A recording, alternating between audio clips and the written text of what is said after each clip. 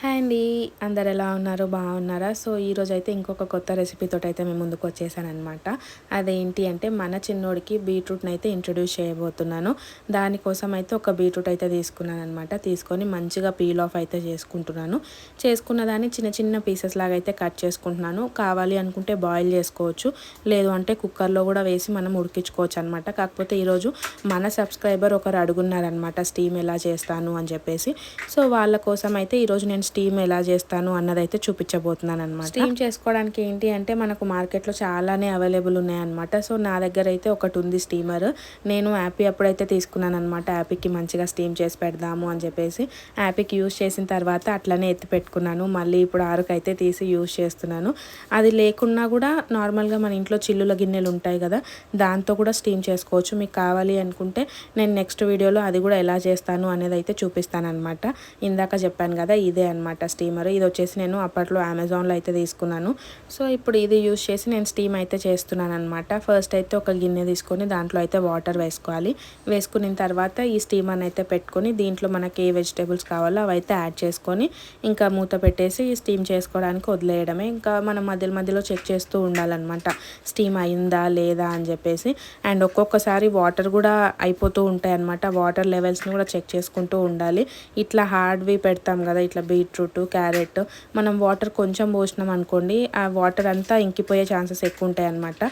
అదే Apple, Pierce ఇట్లాంటివి అనుకోండి, దాంట్లోనే ఆల్రెడీ వాటర్ కంటెంట్ ఉంటుంది కాబట్టి మనం కొన్ని వాటర్ వేసినా వాటర్ అయితే ఏమంటారు అయిపోయే ఛాన్సెస్ అయితే ఉండవు అనమాట. ఇట్లా బీట్రూట్ ఇట్లాంటి వాటికైతే మనం వాటర్ లెవెల్స్ కూడా చెక్ చేసుకుంటూ ఉండాలి. ఇంకా ఇక్కడ స్టీమింగ్కి అయితే పెట్టేస్తున్నాను అనమాట. పెట్టేసిన తర్వాత చూస్తున్నారు కదా, మంచిగా స్టీమ్ అయితే అయిపోయినాయి. వీటిని ఇప్పుడు మిక్సీకి అయితే వేసుకోవాలన్నమాట. మిక్సీకి వేసుకొని డైరెక్ట్గా ఆ ప్యూరియా వస్తుంది కదా, అది అట్లనే కూడా మనం బేబీస్కి పెట్టేయచ్చు. కాకపోతే నేను ఈరోజు జ్యూస్ లాగా పెడదాము అన్నట్టయితే అనుకున్నాను అనమాట. ఎందుకంటే లాస్ట్ టైం క్యారెట్ ప్యూరీ పెట్టినప్పుడు ఆరు ఎక్కువ తినలేకపోయినాడు. ఎందుకులే మళ్ళీ వేస్ట్ అయిపోతుంది, ఈరోజు జ్యూస్ లాగా చేద్దాము. జ్యూస్ అయితే ఈజీగా తాగేస్తారు కదా పిల్లలు అన్నట్టు జ్యూస్ అయితే తీసి ఆరుకైతే ఫీడ్ చేశాను అనమాట. అండ్ ఇంకొకటి, బీట్రూట్ హార్డ్గా ఉంటుంది కదా, పిల్లలకు డైజెషన్ మంచిగా అవుతుందా లేదా అనేసి కూడా మీకు డౌట్ రావచ్చు.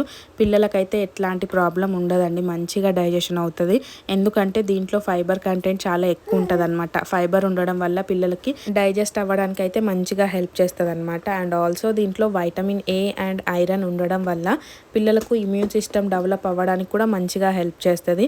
అండ్ బీట్రూట్ పెట్టడం వల్ల పిల్లలకు బ్లడ్ కూడా బాగా వస్తుంది అనమాట. అనీమియా రాకుండా కూడా రెడ్యూస్ చేస్తుంది మనకు బీట్రూట్. సో బీట్రూట్ పెట్టడం వల్ల చాలానే యూజెస్ ఉన్నాయి కాబట్టి పిల్లలకు కంపల్సరీ ఇవ్వండి.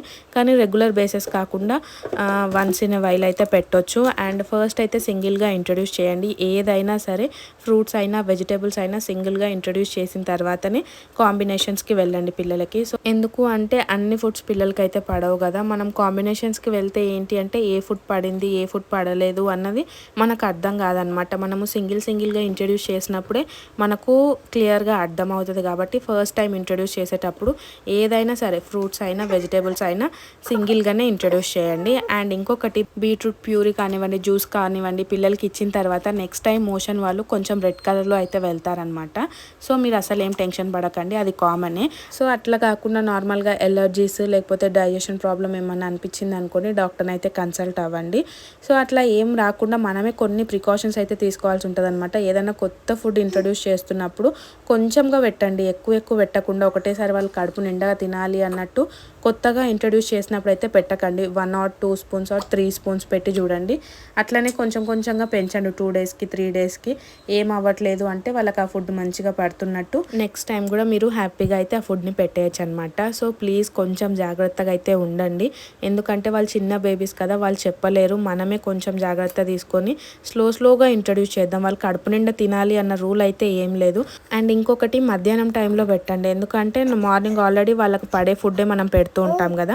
మధ్యాహ్నం టైంలో ఏంటి అంటే ఇట్లా కొత్త ఫుడ్ ఇంట్రడ్యూస్ చేయడం వల్ల వాళ్ళు కొంచెం తిన్న ప్రాబ్లం ఏం అవ్వదు. ఎందుకంటే మళ్ళీ ఈవినింగ్ వేరే ఫుడ్ అయితే వాళ్ళకి పెడతాం కాబట్టి మోస్ట్లీ మధ్యాహ్నం టైంలో పెట్టడానికి అయితే ట్రై చేయండి. సో ఇదేనండి ఈరోజు వీడియో. మీకు ఎలా అనిపించింది? ఇన్ కేస్ మీకు కనుక నచ్చినట్టయితే లైక్ చేయండి, షేర్ చేయండి, కామెంట్ చేయండి. అండ్ సబ్స్క్రైబ్ చేసుకోవడం మాత్రం అస్సలు మర్చిపోకండి.